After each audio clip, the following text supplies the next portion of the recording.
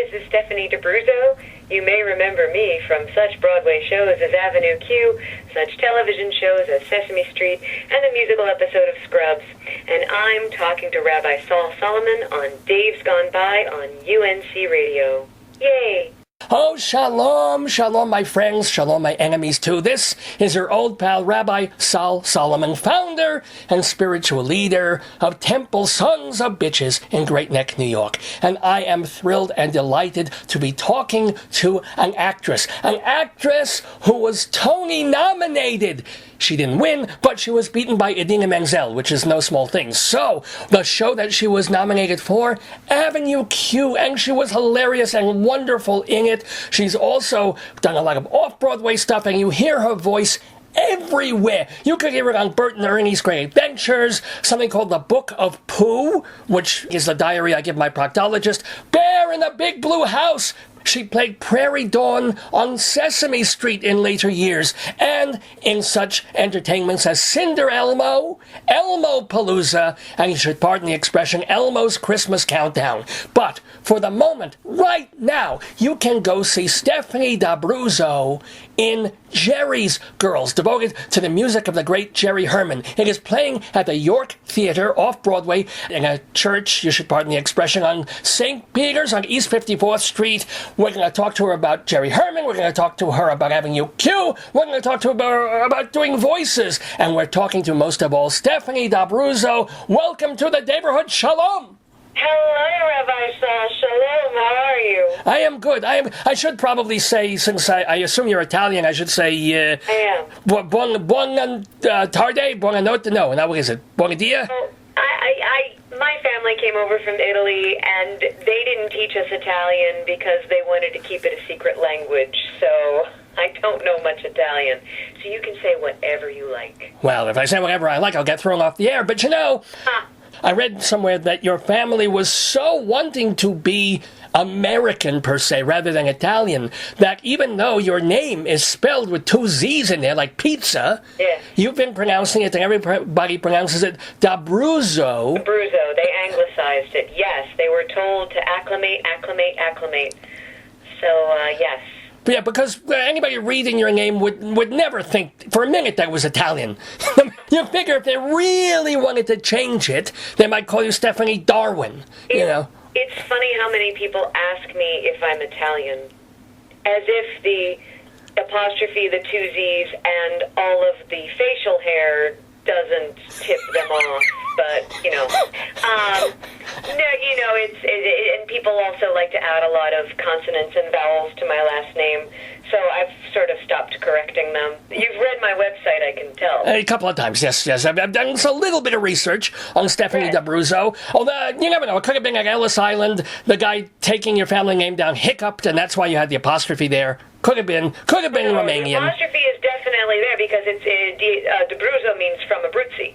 Oh, and okay. I believe at one point in time, the Abruzzo region, I think the border changed at one point, and so I believe my family originated in Abruzzo. Oh, I could have been Rabbi Sol Solomon de Krakow. Exactly. Could have happened. Could have been that way. Exactly. Now, this is your regular, normal, as it were, speaking voice.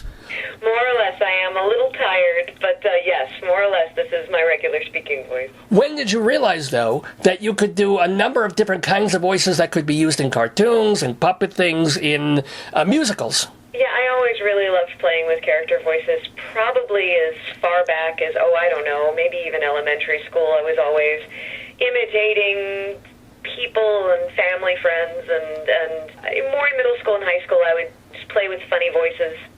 So, for example, I think I know you best, and most people might know you best from playing the Munster character on Avenue Q, right? Kate Munster, yes. So, in order to make the Kate Munster voice, which is more high-pitched and cute and cartoonish, what do you physically do to your nose, your throat, your tongue, all of it? Well, it's very technical. Oh. It's very hard to describe how. You know, whenever people say, well, how do you do those things with your voice, I just say play. You can place things in various, you could place them in your nose, you can get more nasal, or you can bring something more to the front, and you can make your voice a little bit higher. Oh, I'm tired. I didn't know I'd be doing this one. Now, interestingly, interestingly, you mentioned in your introduction to me that I took over the role of Prairie Dawn in the last few years. Now, Kate Monster, I placed her in a Prairie Dawn type cadence, not an imitation of Prairie Dawn. Interestingly, Prairie Dawn is much higher. Prairie's way up here because she's a very sweet and adorable little girl. Oh my God, that just shrunk my prostate, by the way. Yeah, of course it did. And Kate Monster, she's been around the block. So yes, that differentiates Prairie Dawn and Kate Monster. I had no clue when I originated Kate Monster that I would someday get to play the great and wonderful Prairie Dawn, originated by the great and powerful Fran Brill, who retired a few years ago. Great, wonderful actress, stage, screen, all sorts of things. There are just different things that you do, ways that you place things, ways that you use your tongue and the range of your voice, and whether you make something gravelly or nasally, or it's sometimes you just have to try it and do something that doesn't physically hurt your voice. But the play is the way we come up with all of our characters, whether they're puppet characters or animated characters, or even if you're giving a characterization to a human character. If you're doing something, if you're on stage and being really broad and heading into that giant Wally territory, it's all about play. I love playing a lot of a wide variety of characters, whether it's in animation or puppetry or none of those things. And also the thing about you is you tend to be a bit of a do-it-yourselfer. As when you first started doing voices and characters and play and puppetry, you kind of taught yourself? I did teach myself puppetry. I had started watching Sesame Street and the Muppets again when I was in college, and I was looking at them with fresh eyes. I'd always been a fan, but I'd never looked at it from an acting standpoint. And I began thinking, oh my gosh, these guys are doing so many different great characters. One guy, Frank Oz, is playing Miss Piggy and Fozzie and Animal and Bert and Grover and Cookie Monster, and realizing that I could do so many things as a character performer without it mattering what I looked like.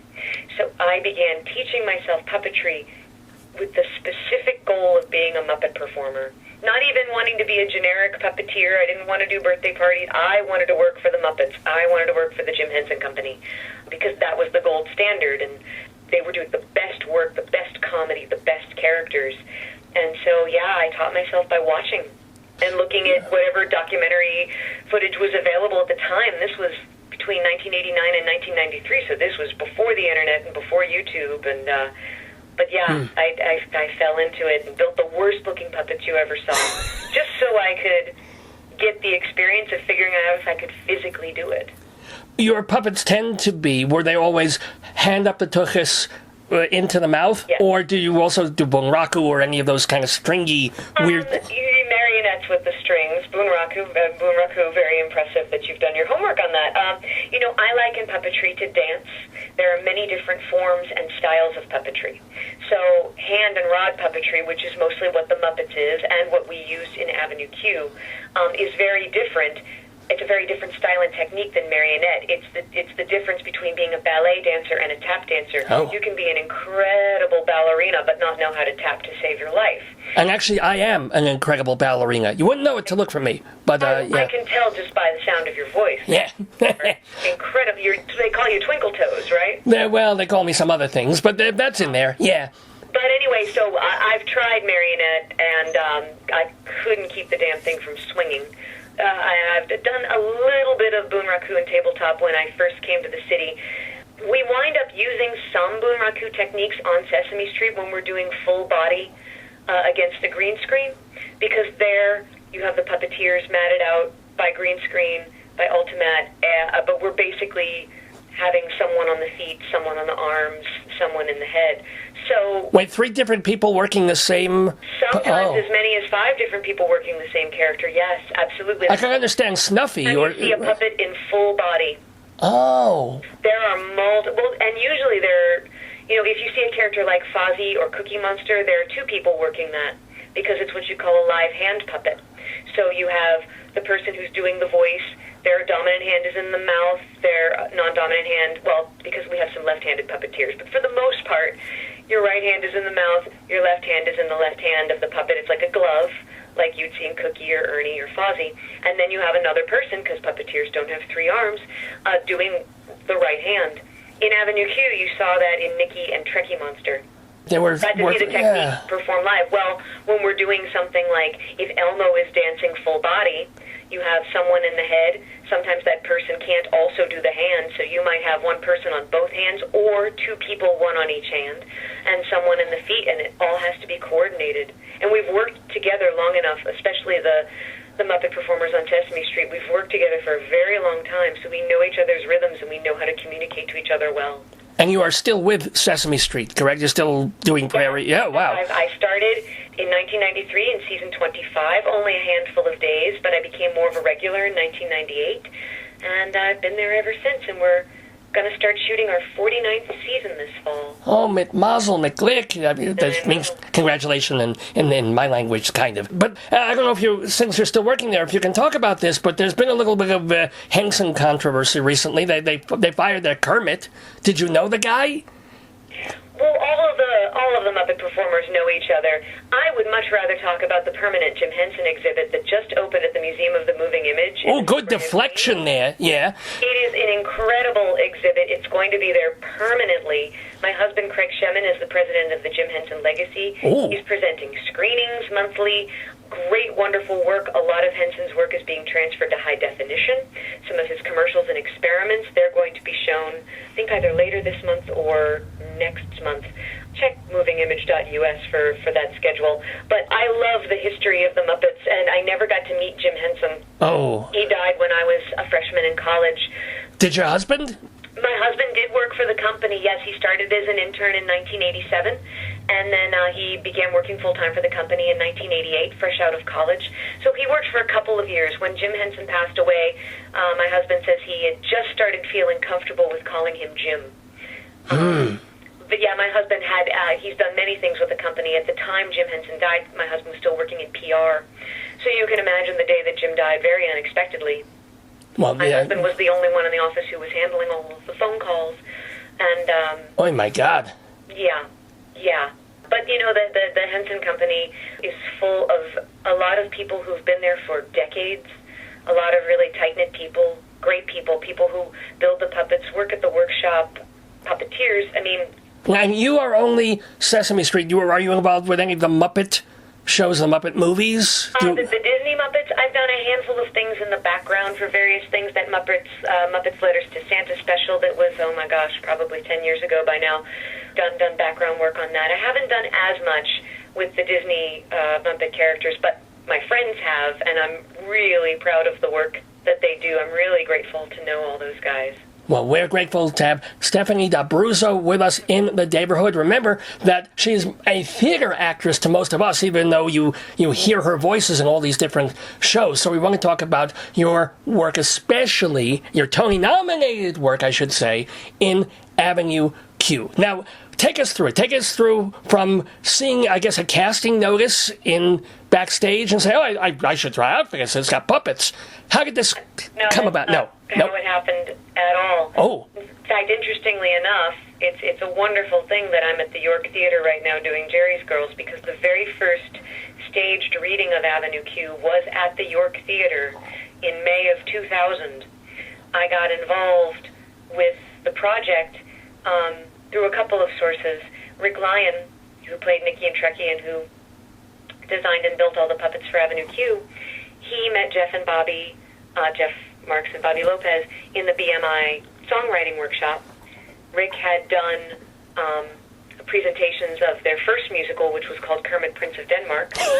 They won the Kleban Award for that. Wow. And then they met my husband when my husband was still working at the Jim Henson Company. And, by the way, I'd known Rick for years working on Sesame Street.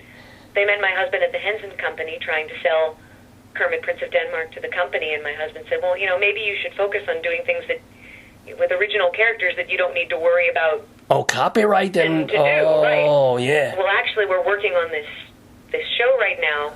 It was originally going to be a television show. Avenue Q. The first title was called Avenue Q: Children's Television for 20-somethings. Oh, cute. Okay. A little wordy. They presented it as a staged reading, and they said they were looking for a female puppeteer because Rick Lyon had recommended someone to them and thought that they'd be too busy. And my husband said, my wife's a puppeteer. Well, it turns out Rick had recommended me. Ha! Thought I would be too busy. My husband said my wife's a puppeteer. So that's how I got involved with this reading. And Ann Harada was in that first reading, and John Tartaglia, and Rick Lyon and myself. So 4 of the original cast members who... And we're in this very first reading. All 4 of you had some puppetry.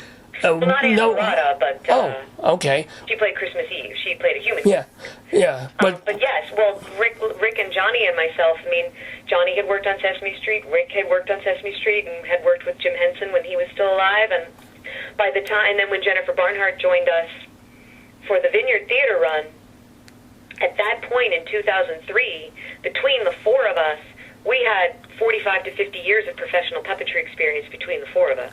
Wow. Now, let's not jump, though. So you, as an actress, and so many actresses and actors, they do a zillion readings. They do a reading a couple of times a month. Mm-hmm. Did you realize in 2000, when you were working on what was to be then a TV thing, and you looked at the script and the songs, did you go, oh, this is special. Well, this is going to happen. It was funny. I made my New York stage debut in that reading on the York Theater stage. I hadn't done any theater in New York. I was just doing Sesame Street and voiceovers, and I had wanted to go back to doing stage work, but, it just wasn't happening. When we did this reading, we knew the songs were very, very good. The first reading was very different. It was presented as almost like a pilot for the show, and then it was in 2 acts. The first act was sort of an episode, and then the second act was sort of scenes and songs that either didn't fit in this episode or would ostensibly be other songs that other composers wrote. Actually, Kate Monster sang the Goldrich and Heisler song Taylor the Latte Boy. She also sang Like It Was from Merrily We Roll Along under the setup that she got invited to her 10-year high school reunion. Says, Nikki, why can't it be like it was? So we did this. We knew the songs were good, but we didn't know how an audience would respond to it. And once we heard the audience response...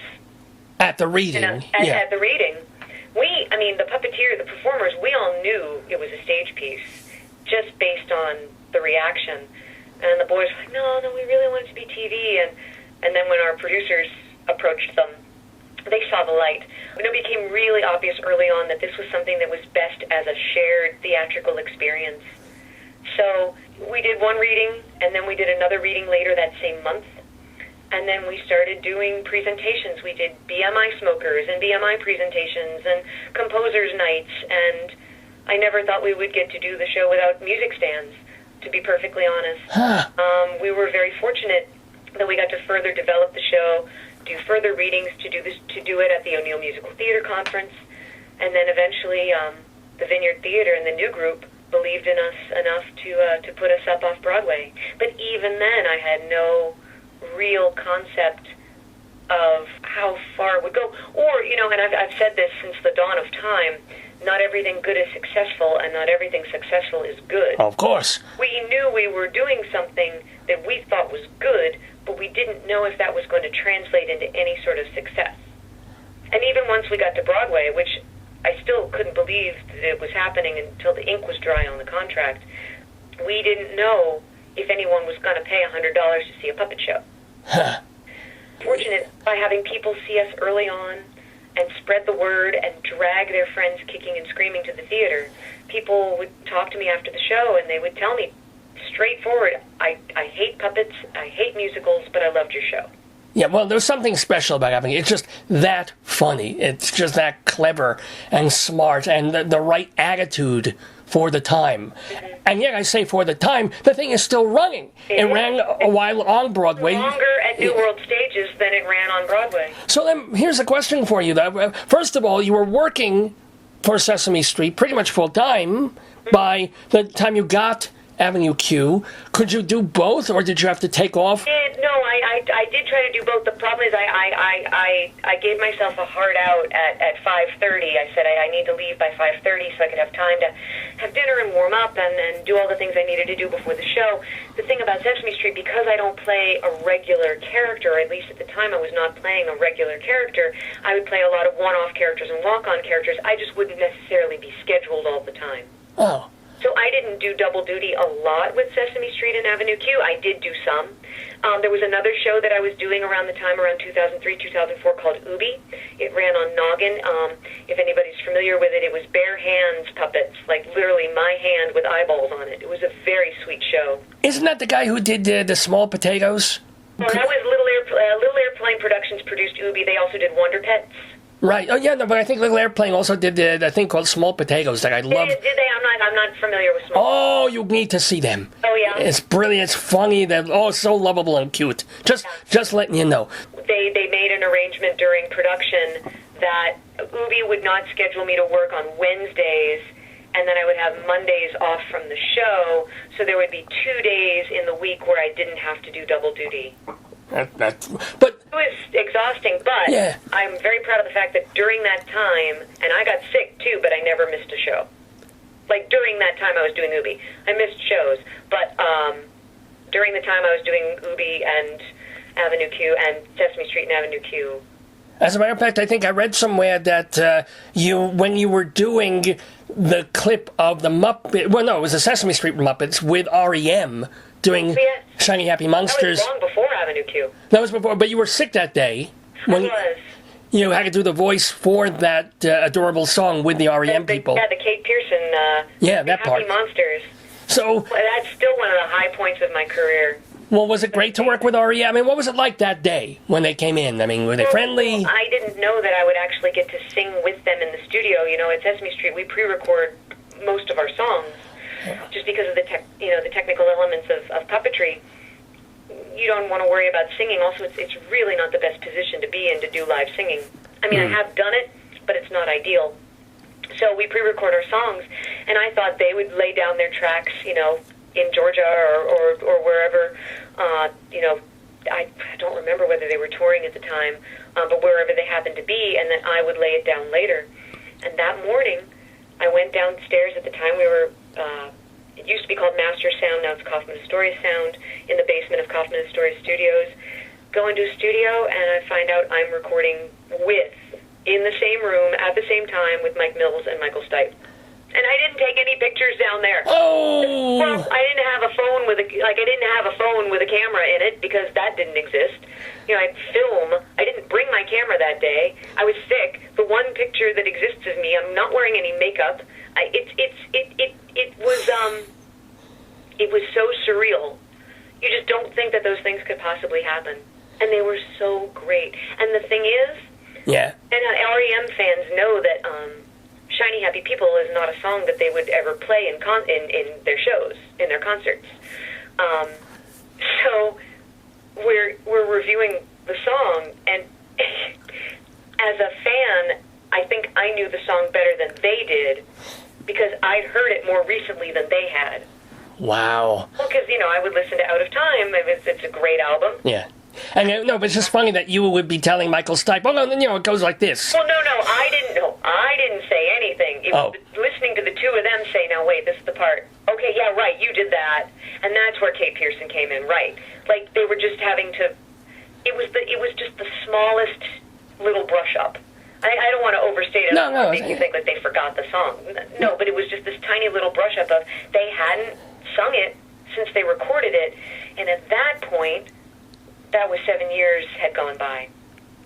So that was fascinating to me that at that point it was clear that I had heard the song more recently than they had. But after recording Avenue Q, I understand that. I don't listen to the cast recording myself that often.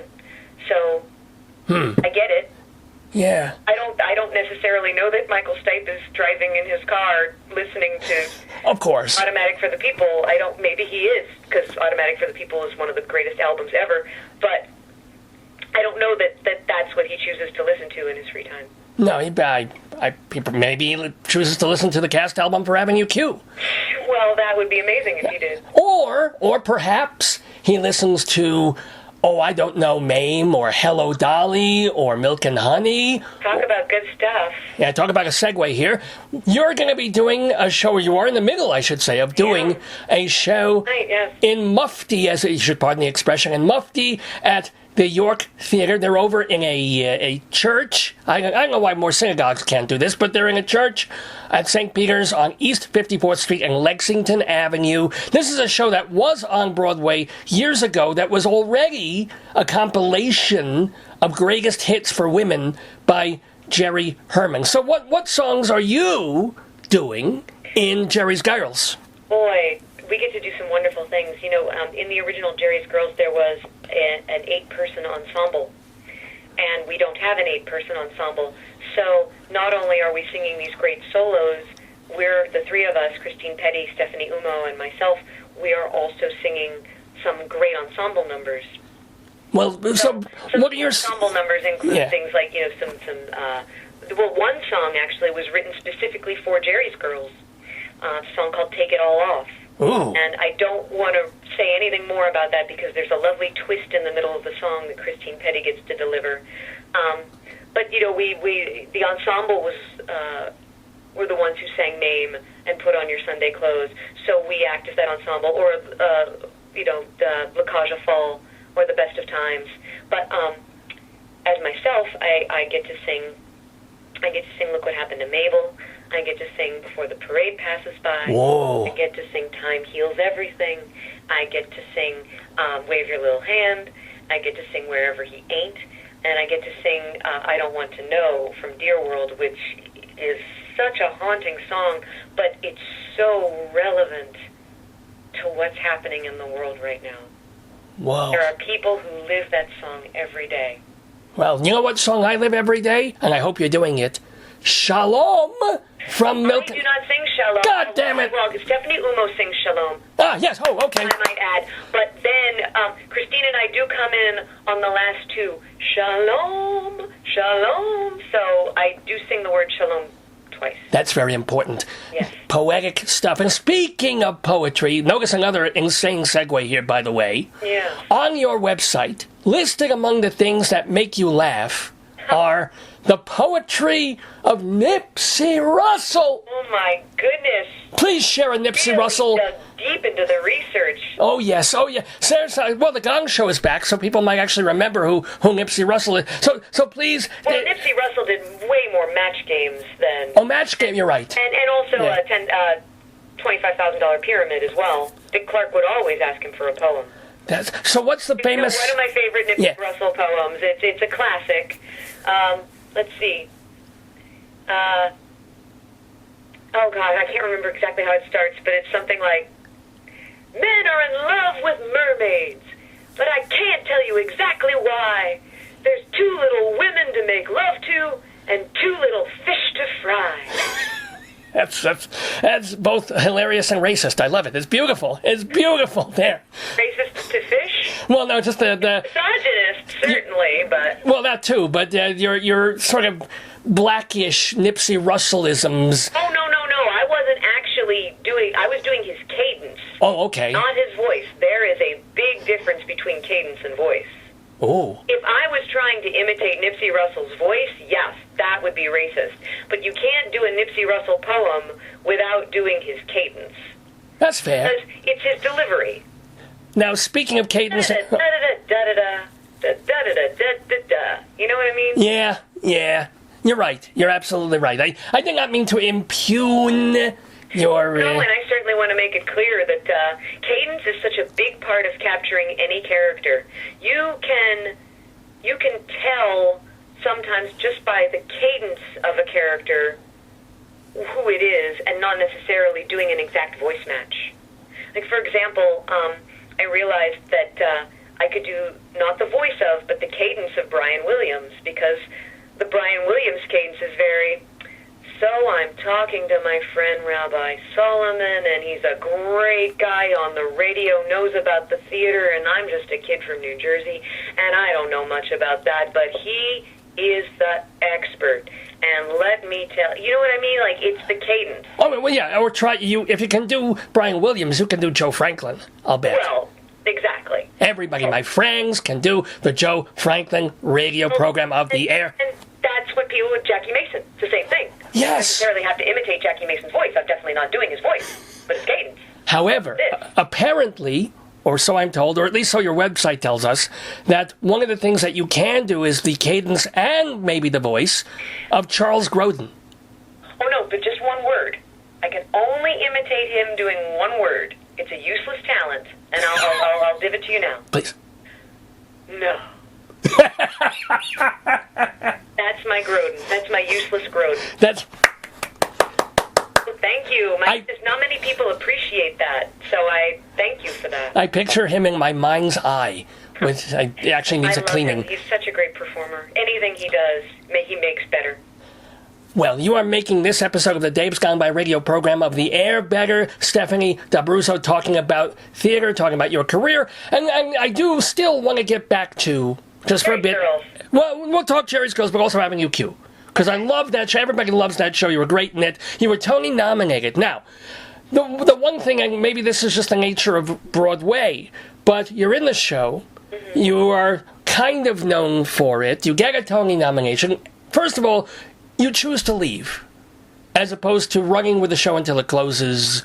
Well, I was not the first person to leave the show. Johnny left the show a year before I did. Right, but I'm saying you chose not to negotiate a new contract or stay another 6 months or a year. Why? Well, here's the thing. I had the opportunity to do a show called I Love You Because, which ran off Broadway. Didn't run very long, but the thing is, what was starting to happen, I was with the show on Broadway for 2.5 years, which is a very long time. Yeah. The Vineyard for 3 months before that. Between previews and performances on Broadway, I did it more than 1,000 times. It's a good run. But that's 1,000 paychecks too. So, and a lot of actors. No, you have to divide that by 8. But anyway. Yeah, no, but you know what I'm saying? That's a steady. I mean, you were already working steady in TV. Believe me, the only reason I left is because I was not getting opportunities to do other things. People actually asked me, "Can you sing without a puppet?" Oh. People in the business. Wow. Can you sing without a puppet? When I had the opportunity to do a show that would show another side of what I do, one of the things that I love about performing is that, especially working on Sesame Street, is that I get to do a lot of different things. And I feel as though I love the opportunity to show range. And I wanted to be, even the things that people were asking me to do while I was doing Avenue Q on my nights off, benefits or whatever, yeah, they were all of the same ilk. They were all that same, it was either Kate Monster or maybe the occasional Lucy the Slut type of song. And I thought, well, I would like to grow. You know, part of my goal is to grow, is to get better. And it's like when you lift the same weight over and over again, you're not going to get any stronger. And my whole goal was to get stronger, get better.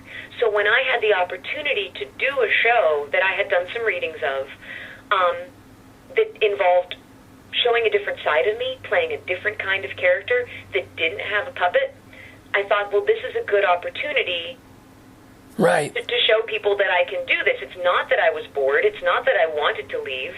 It's that it was a good opportunity. I went while I had the opportunity. Oh, no, I don't doubt that. Would never come again. And I'll tell you something. If I hadn't left and done that show, I know for a fact that I never would have gotten considered to do the Scrubs musical. Because the writer of that episode, Deborah Fordham, had seen me in Avenue Q, but it wasn't until she saw me in I Love You Because, and she said, oh my gosh, she should do the musical episode. And I never would have thought that she could sing, like, same thing, sing without the puppet. She wouldn't have thought of me for it. That's fair. If she hadn't seen me in I Love You Because. It's just the one thing that bothers me, and it's about actors and actresses in general. It's like you to this date still have only one Broadway credit. And I'd be hoping that someone with your talent and your voice would have done a couple more Broadway or even a non-musical. Rabbi, I hope you don't think that that's by choice on my part. Oh, no, well, no. I'm saying opportunities. That's what annoys you about actors. I guarantee you there is not an actor sitting at home saying, yeah, I don't want to do Broadway. No. I put it wrong. What I'm saying is that opportunities in Broadway, there's only 40-something theaters, don't come along that often, and you can audition for things from now until the moon. You're up against 1,000 other people. Likely, you're not going to get it unless you're already a star. So what I'm just saying is, it's kind of a shame that Avenue Q remains your only Broadway credit. Well, these things happen, and I'm lucky, even if I never have the opportunity to do anything else on Broadway, I was really lucky to get to do that. I mean, the way that wound up happening, it kind of fell into my lap. It was very fortunate. I was so fortunate to get to originate the character in the reading and then grow with the show and then originate it off Broadway and originate it on Broadway and to have it run and to have it recorded. Most people... No, they don't even get that, of course. They don't get to do that. Yeah. So I'm lucky that I got the one. Maybe it would be greedy for me to say, I want more. Every actor wants more. Every actor wants to work. There's not enough. Oh, yeah. We always want more. Everyone wants more. It's human nature. We want more money. We want more food. We want more this. We want more that. It's human to want more. But as I'm getting older, I'm trying to put things in perspective and realizing, look, I got to do something that people still think fondly of, that they remember, that is still running. That's lovely. Have you ever thought of going back for a brief period just to do it, just as not a goof, but as kind of like a nostalgic thing? Well, I think now, unfortunately, I'm too old. No one wants to see a 45-year-old Kate monster. No offense, but half the time they're looking at the actual puppet on your hand. Well, I understand that, but the people, if you look at the actresses who have come after me, they do seem to get younger and younger. After I left the show, I said I would be happy to come in as a vacation swing, but they never took advantage of that. So I put it out there. We would, we've done, the original cast has reunited for some benefits. We did the Vineyard Theater Gala a few years ago. We did the Lortel Awards a couple of years ago. We love getting together. Oh, that's nice. And it's just that the show is its own thing. It's good to want to go back, but if you live in the same thing over and over again, I would love to play it again. I think I'd have a different perspective on it now, but, when I get to sing Fine, Fine Line in a concert setting, not with the puppet, not as Cake Monster, I perform it differently. I perform it as myself, and it's out of the storyline of the show, so it has slightly different take and slightly different meaning for me. And I still get trotted out every now and then to sing Fine, Fine Line, which I never mind. It's a beautiful song to sing. No, but it's like me. It's like if I'm doing services in shul and I sing Disco Duck, it's very different whether I have the tallis on or the tallis off. Yes. Just whole different take on the song. Yes. Not a laugh. Would. Not a laugh right there. And Okay. It I should have had a laugh. Let me ask you, besides I Love You Because, and besides Avenue Q, what are one or two of your favorite roles that you've done, be it either off Broadway or perhaps on TV? And it doesn't have to be with a puppet. It can just be as you. I mean, I had a wonderful time. I've done 2 other York Theater Mufti shows, both in 2011. We did the Mad Show. Is that Sondheim? Well, Sondheim did one song for it, but that was Mary Rogers. Ah, right. Did most of that, and then also the guys from Mad Magazine. I mean, it was basically, I don't want to say Mad Magazine the musical, but it was 1966, and it was that acerbic satirical take on, it was very pre-Laugh-In. I don't think it's a mistake that Joanne Worley was in the Mad Show. I did the Linda Lavin track, so I got to sing The Boy From, which, yes, Mr. Sondheim. That's a funny song. That's the lyrics for that, not the music. That was Mary Rogers. But I did the Mad Show, and then we did Tomfoolery, which is... Oh, Tom Lehrer, I love him. Yes, and that was directed by Pamela Hunt, who's directing Jerry's Girls right now. Oh, notice how you brought it back to Jerry's Girls, which I have to mention Pam with Jerry's Girls, my goodness, and I did the Mad Show with Christine Petty, who's also in Jerry's Girls. I mean, we've been having talkbacks at the York, and it's wonderful how we already came to this production of Jerry's Girls with these past connections, having done Muftis and having worked together. But I loved doing those shows. Those were fantastic. And I really loved doing the Scrubs musical. That aired about 10 years ago. That was incredible, incredible fun. But really, I am having the time of my life doing Jerry's Girls. I am so lucky to get to do something that encompasses all of the things that I want to do in theater, all the things that I've ever wanted to do on a stage. I kind of get to do in this show. And this is going to sound crazy. Okay. It's even more than Broadway. Seems like a culmination for me. Wow. Because there is so much variety to what I get to do. I use every crayon in my box to color that show. And there aren't a lot of shows that you can say that about. I mean, in the Mad Show, it was mostly doing fun characters and, singing very off-kilter songs. Great stuff. Tomfoolery, same thing. I got to perfect my Irish dialect. And, you had to do the Irish ballad? I did do the Irish. I loved doing the Irish ballad. Rickety-tickety, But, again, very review-style singing.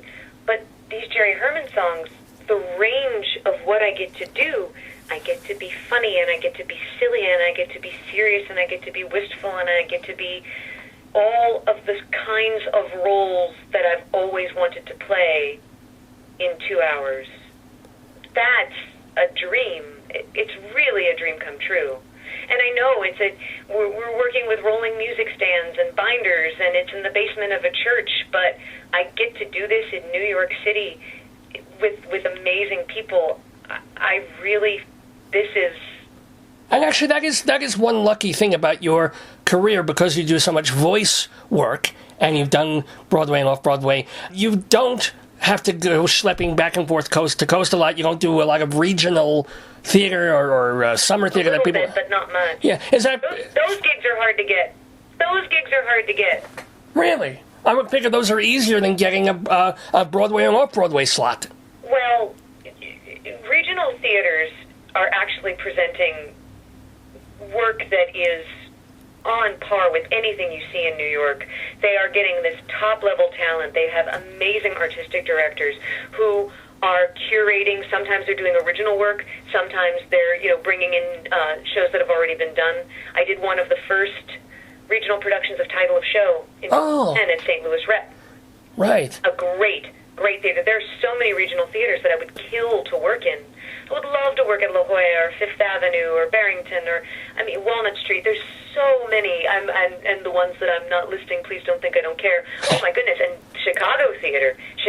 Theater is harder to break into than New York theater. So, regional theaters, I think, unfortunately, there's a very untrue cliche about what regional theater is. Regional theater has some of the greatest work is being done in towns outside of New York. Well, of course, it's almost become on some level a feeder for Broadway and off-Broadway to some extent also. Well, in both directions.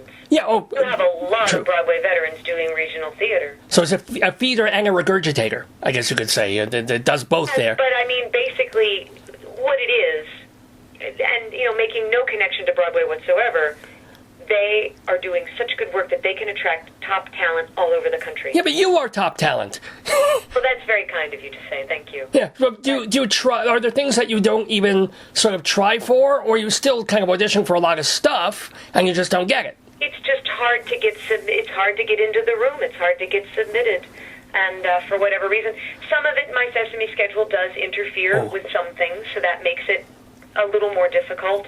But other things. Look, there are so many. We are an embarrassment of riches when it comes to performers, not just in New York, but all around the country. They are all vying for a limited number of jobs, be it on a stage, be it behind a microphone, be it in front of a camera. And any actor will tell you, great actors will tell you, I couldn't get seen for X, I couldn't get seen for Y, I couldn't get seen for Z. Oh, let me tell you something. When they were shooting the Beauty and the Beast movie, yes, I was up for Belle. One audition, nothing. Never got a call back. Glad you got the appointment. It's because I'm Jewish. You should consider that a triumph. That's true. You're right. I figure. I think I came off too Jewish. Rabbi. Yeah. I think that's the. There is definitely a misconception about an actor's life, and unfortunately, it gets perpetuated through pop culture. They think that only actors on a certain level do commercial work. Only actors on a certain level do off-Broadway or off-Broadway or regional theater. They think that the bad actors do the little jobs. That's not true. No. All. Commercial work has become even more competitive than it ever has been. Well, I think commercial work has changed because now they want more quote-unquote real people who look like real people rather than... That more celebrities are doing voiceovers who never used to do voiceovers before, and unfortunately, a lot of work is going non-union. Oh. So there is work, but it has dried up for many people. And yes, reality television, and yes, people who aren't actors, aren't performers. Everything has changed, and also there are just simply more people who want to do it.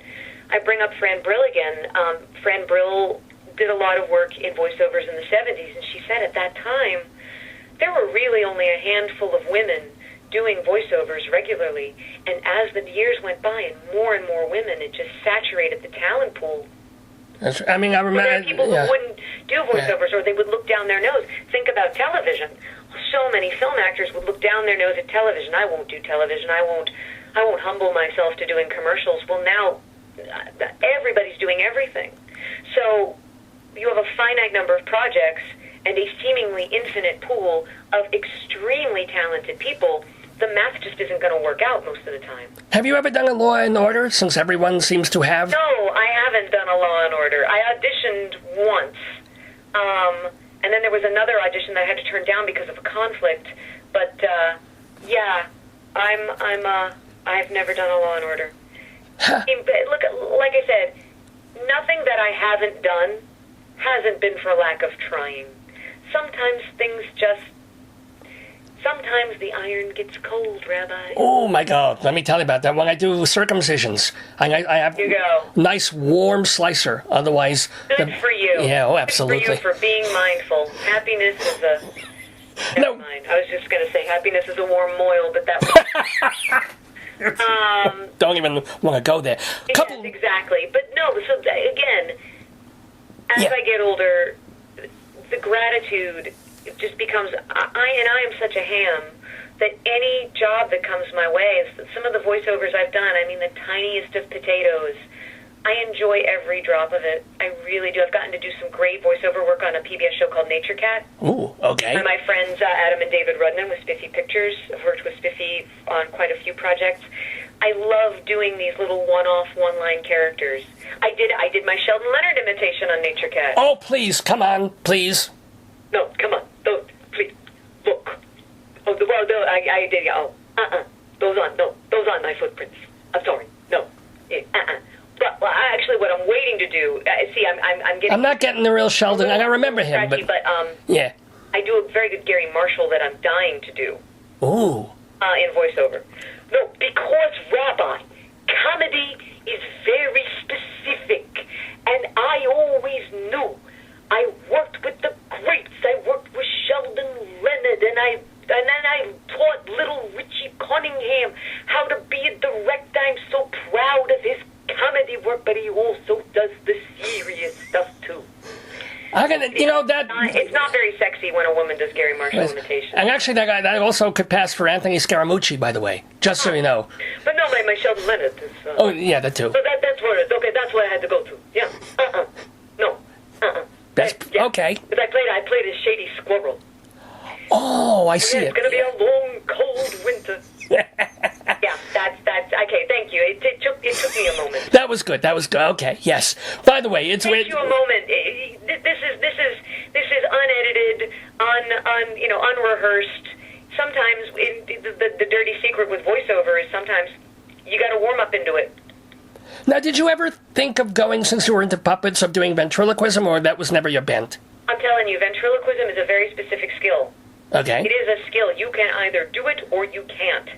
And, oh my God, I was just thinking about Jay Johnson yesterday. Oh, yeah. Because I met,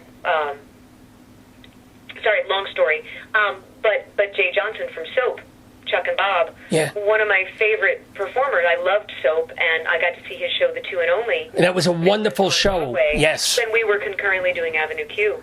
Nicest man, brilliant ventriloquist. He really understands the history of ventriloquism, where it comes from. But, again, it's just another style of puppetry. Again, like tap and jazz is to ballet or any other kind of dance. Ventriloquism is a whole other type of puppetry. It's a whole other type of performance. Speaking of which, can you, because you make your living mostly, 80% of your living as vocally, as doing voiceovers and singing, and even when you're doing Jerry's Girls, it's more about the songs, since it's a review more than a book musical. So do you do voice work? Do you work with a coach still? Do you need one? Do you not?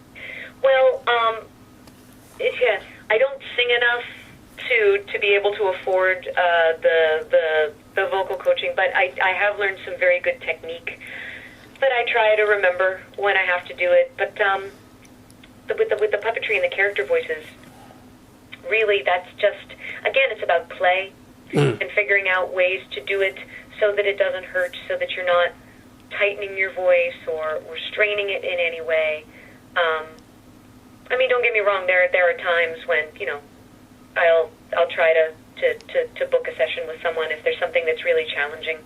But I've been really lucky to work with coaches in the past who've given me good technique that I have been able to carry. But again, I haven't done enough singing to be doing it regularly lately. Sure. We've been talking with Stephanie D'Abruzzo. Please, first of all, find out more about her. She has a hilarious and wonderful website that you should all check out. It's Stephanie with the PH way, Stephanie D'Abruzzo. There's no apostrophe in the URL there. 2 Z's, a .com. Just Google it. You'll find it somehow. And then it should come up first. Yeah. And then, of course, go see her. You have 3 more chances this afternoon, tonight, and then tomorrow matinee at the York Theater in St. Peter's Church. It's over on Lexington Avenue. They got it in the basement. It's a nice little theater there. For more information about Jerry's Girls, which has all the songs of Jerry Herman in it, yorktheater.org, and it's theater with an R-E in the pretentious English way, yorktheater.org. Last question for you, Ms. D'Abruzzo, and it's just been a delight and a joy here. You, as we began, are Italian. Yes. You married a nice Jewish boy. Yes. So religiously, do you do 1 holiday, 2 holidays? You don't have kids, right? We don't have kids, no. So it's not He's my giant kid. Oh, yeah, well. Go on my website, there's a great picture. He built the match game set out of Legos. Ah, okay, so he's got free time. That's good. No, it's what he does to relax. He's a writer, but anyway, he's my big kid. He still plays with Legos, even though he's making, beautiful match game sets with them. We do both. He's not very orthodox, and I'm a little lapsed. So we do sort of semi-secular versions of both. Okay. Yeah, he do you do a Seder for Pesach, for Passover? I do not host a Seder, no. If we go to a Seder, it's usually a family member's. Okay, but I'm sorry. I've been a very bad little shiksa. Well, you don't make him baptize anybody. That would be very bad. Oh, no. No, we I think sometimes there's a difference between religion and faith. And I believe that the two can be hand in hand, but they can also exist separately. As well, what do you believe? I'm wondering. I believe many things. I do believe that there is some greater force than we are aware of. Some people call it God, some people call it fate, some people call it angels, fairies, the deep state, Yahweh, Buddha, Muhammad, whatever it is. I believe that there is something that we as humans cannot understand that is greater than ourselves. I think that miracles are possible, and that there are miracles in the world, and that we need to, on Earth, sometimes be those miracles as well. Oh, that's nice. And I do believe miracles. I believe miracles are possible because I'm on the radio, and that's a friggin' miracle. And it's a miracle. Certainly, my career is a bit of a miracle. Oh, now. I think it's miraculous that I get to talk to incredibly funny and talented people like Stephanie D'Abruzzo. Go see her in Jerry's Girls. Stephanie, I wish you more growth in and not the growth like the kind I get on my back, but real, actual, creative growth in the work that you do. And I hope to see you more on off-Broadway, hear you more on the TV, whatever you go on to do. Stephanie D'Abruzzo, thank you again for being in the neighborhood, and shalom to you. Thank you, Rabbi Sol. Bye-bye now. Bye-bye.